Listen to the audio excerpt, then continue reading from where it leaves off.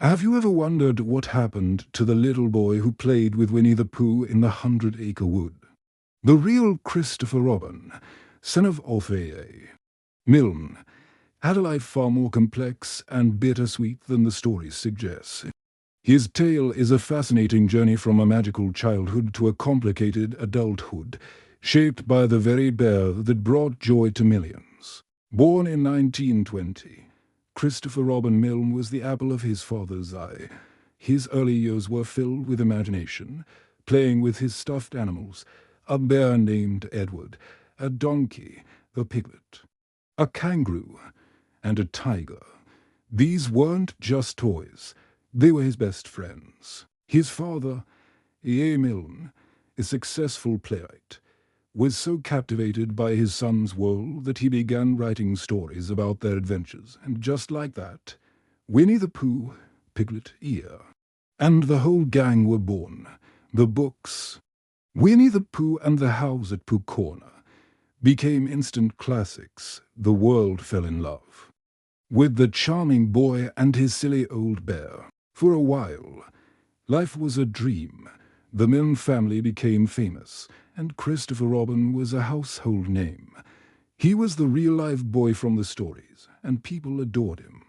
He even made public appearances, his fame growing with every book sold. But as he grew older, the shadow of the 100-Acre Wood began to loom large. Imagine going to boarding school and being constantly teased. Classmates would chant lines from the books or play Pooh records just to get a reaction. The name that once brought him joy became a source of ridicule and frustration. Christopher Robin began to resent the fictional character that shared his name, feeling that his own identity had been stolen. He felt his father had filched my good name and left me with nothing but the empty fame of being his son. It was a heavy burden for a young man to carry. As World War II broke out, Christopher volunteered for the army, hoping to escape his past and forge his own path. He served with distinction, but was wounded in Italy. After the war, he struggled to find his place. He studied English at Cambridge, but the ghost of his childhood fame followed him everywhere. He found it difficult to be taken seriously as an individual. Every achievement was overshadowed by the question, "Aren't you the boy from the Pooh stories, seeking a quiet life away from the public eye?" He and his wife Leslie opened a bookshop in Dartmouth.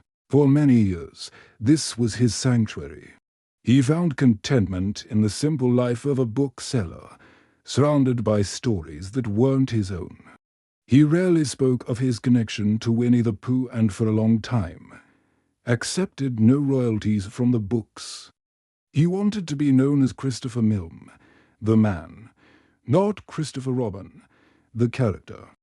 However, in his later years, something shifted. He wrote 3 autobiographical books, including The Enchanted Places, where he explored his complicated relationship with his father and his famous creation. He began to make peace with his past. Seeing the joy the stories brought to the world, he realized that while the fame had cost him, the character of Christopher Robin also represented a universal symbol of innocence and friendship. Christopher Robin Milne passed away in 1996, but his story reminds us that life is often more nuanced than fiction.